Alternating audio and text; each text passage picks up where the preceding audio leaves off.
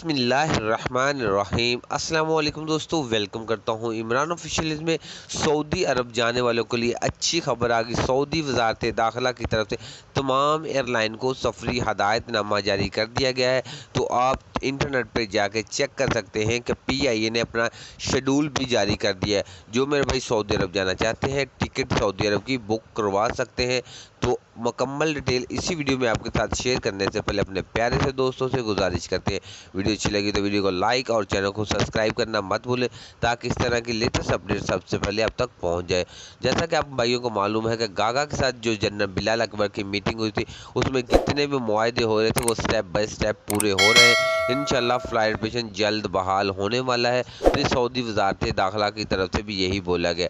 जैसे कि कोरोना के जो हालात है अब बिल्कुल सही है, सऊदी अरब में भी पाकिस्तान में भी। तो इंशाल्लाह उन लोगों ने चंद दिन का टाइम दिया है, तो इस हफ्ते के अंदर अंदर फ्लाइट ऑपरेशन मुकम्मल तौर पर बहाल हो जाएगा और तमाम एयरलाइन को ऑपरेशन बहाल करने का एक नोटिस भी जारी कर दिया गया है, जिसके तहत अगर आप टिकट बुक वगैरह करवाना चाहें तो अपना शेड्यूल जारी कर रहे हैं।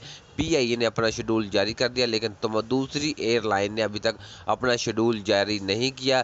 जैसे ही उन लोगों तक ये नोटिफिकेशन पहुंचेगा, इंशाल्लाह वो भी अपना शेड्यूल जारी करेंगे और उसके तहत आप अपनी टिकट बुक करवा सकते हैं। ये वजारत दाखिला की तरफ से आज सुबह एक नई अपडेट आई थी, मैंने बोला अपने दोस्तों से शेयर करता चलूँ। अगर इसके मतलब कोई और